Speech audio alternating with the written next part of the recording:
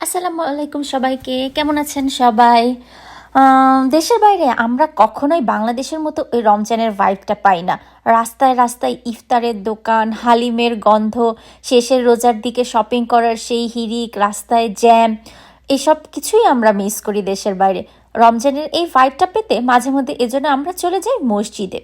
সেখানে বিভিন্ন দেশের মানুষদের একসাথে এক হয়ে রমজান সেলিব্রেট করতে দেখে কিছুটা ফেস্টিভ ভাইব পাই। তো চলুন আজ আপনাদের নিয়ে যাই নিউ ইয়র্কের একটা মস্কে, যার নাম ওয়েস্টচেস্টার মুসলিম সেন্টার।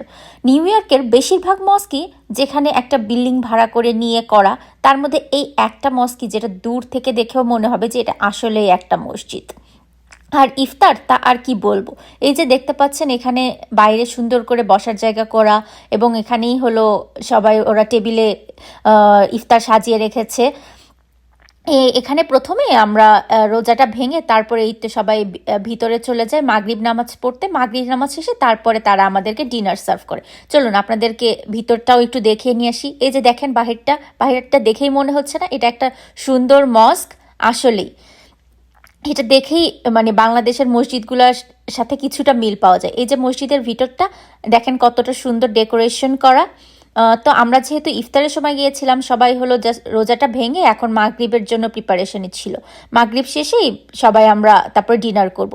আর ইফতার ভাঙার জন্য রোজা ভাঙার জন্য কি কি ছিল তা তো দেখতেই পেরেছেন। ওর একই ছিল না, তাই বলা চলে, বরং ফ্রুট, সামোসা, পাকোড়া, মহব্বত কি শরবত, আর ডিনারে বিরিয়ানি, কোরমা, সালাদ, ফিশ, রায়তা, আরও কত কি। যাই হোক, আজ এ পর্যন্তই। নেক্সট ব্লগ দেখার জন্য আবার আমন্ত্রণ রইল। Thank you.